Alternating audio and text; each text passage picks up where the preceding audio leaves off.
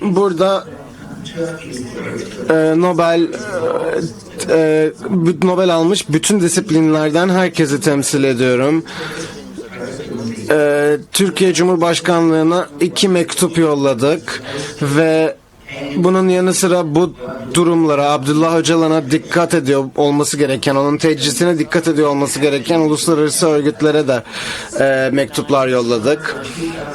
2024 yazında 69 Nobel ödülü sahibi bu iletişimsiz tutukluluk, alıkoyma rejiminin sona erdirilmesi için bir çağrı yaptılar. Bu illegal zaten ve tabii ki avukatları, ailesi, dostları ve meslektaşları çok fazla şey görmedik o zaman.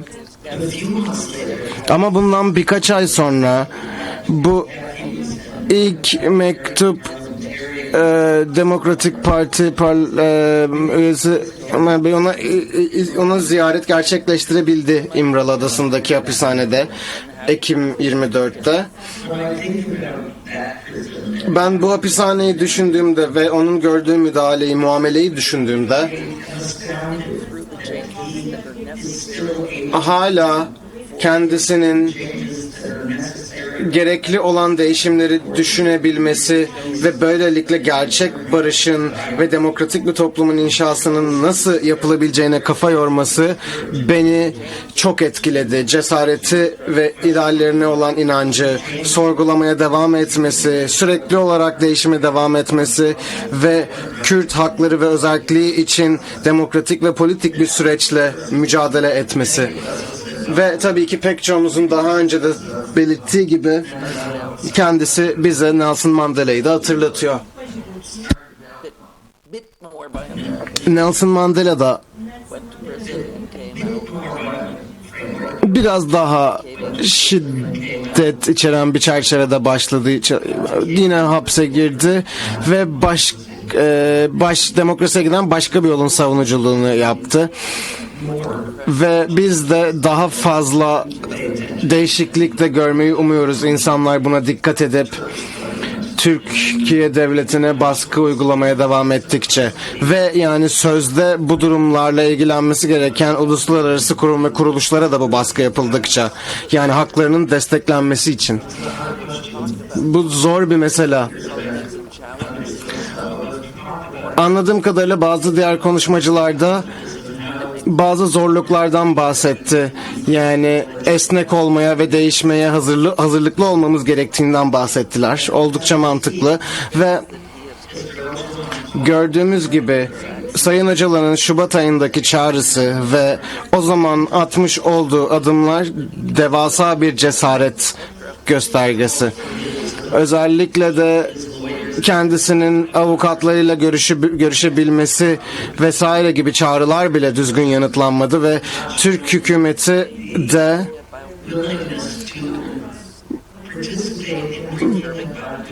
gerçek değişim yaratma konusunda isteksiz davranmaya devam ediyor. Bu rahatsız edici diyebiliriz. Ama pek çok ülkede de durumun böyle olduğunu biliyoruz.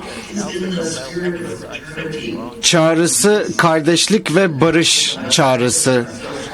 Alfred Abel'in de çok güçlü bir şekilde vurgusunu yaptı bu unsurların. Geçtiğimiz 30 yıl içerisinde Sayın Öcalan barış için çabaladı ve pek çok örnekte barışa olan bağlılığını zorlu koşullarına rağmen ve mapus olmasına rağmen ve müzakere masasının öteki tarafındakilerin isteksizliğine rağmen bunu sürdürdü.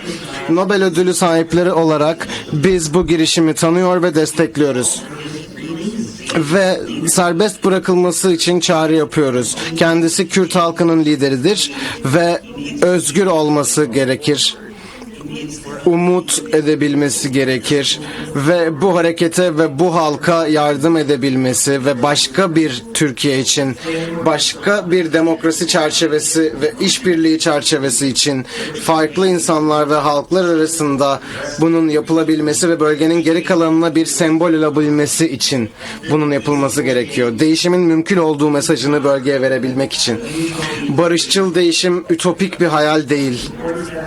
Ancak bunun olabilmesi için de tabii ki buraya dahil olan herkesin de değişebilmesi, esnek olabilmesi ve muhalefeti öldürmenin bir çözüm olmadığını anlaması gerekiyor. Birlikte çabalayarak herkesin ihtiyaçlarının karşılandığından emin olmak barışa giden gerçek yoldur. Burada bazılarımız barış kelimesini duymaktan çok bıkmış olabiliriz. Çünkü sürekli olarak bunun ardından savaş görüyoruz.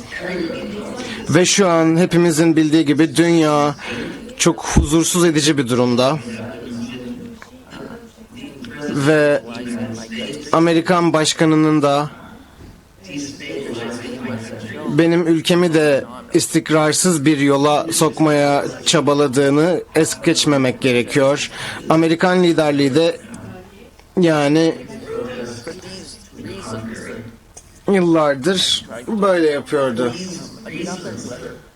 Ve bu sebeplerle üzerine parmak bastığım bu nedenlerle 2025 yazında bir mektup daha gönderildi. Bu mektup 88 Nobel ödülü sahibi tarafından imzalanmıştı tüm disiplinlerden. Ve hem Türkiye Cumhurbaşkanlığı'na hem de bu bahsettiğim uluslararası kurum ve kuruluşlara gönderildi. Ve bu barış görüşmeleri, barış müzakereleri devam ederken biz de barış Nobel ödülü sahipleri olarak diğer pek çok insan gibi Kürt halkının lideri ve temsilcisi olarak Sayın Öcalan'ın özgür olması gerektiğini belirttik. Bu sürece, başlattığı bu sürece tam olarak katılabilmek için özgür olması ve avukatlarıyla, partisiyle ve diğer partilerle de açık bir şekilde iletişime geçebilmesi gerekiyor. Bunu belirttik. Aynı zamanda Avrupa kurumlarını da özellikle Avrupa Bakanlar Komitesi ve Avrupa Konseyi'ni bu vakaya, bu davaya dikkat etmeleri konusunda çağırdık ve özellikle umut hakkı konusunda.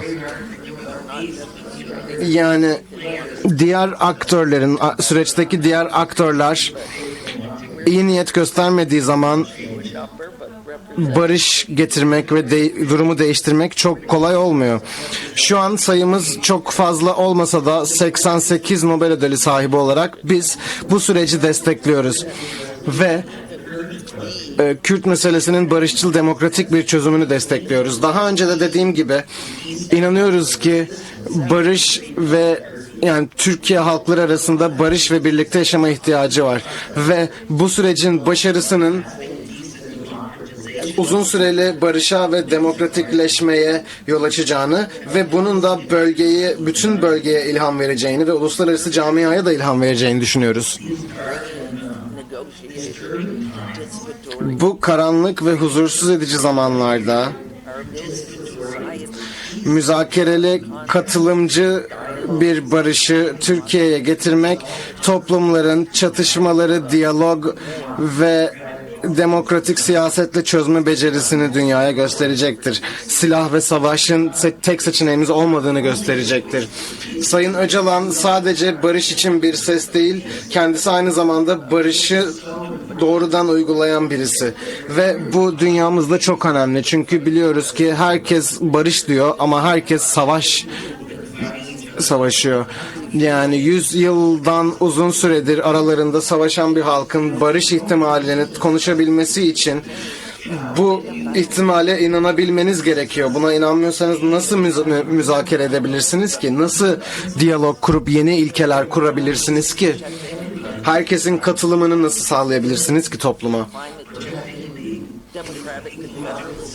Ekolojik sistemin korunması, iklim değişikliği, demokratik konfederalizm ve birlikte yaşam sadece Kürt halkına değil, demokratik bir Orta Doğu için herkese bir çözüm sunuyor. Değişim yaratmak cesaret ister. Barış lafta kolaydır. Ama lafta kalıyorsa bunun zaten bir anlamı yoktur. Anlamlı bir şekilde bunu gerçekleştirmek için bir şey yapmıyorsanız hem Türkiye hem dünya için geçerli bu. Ve son olarak söylemek istiyorum ki ya Türkiye'de sizlerle olacağımı düşünüyordum. Annem maalesef sakatlandı.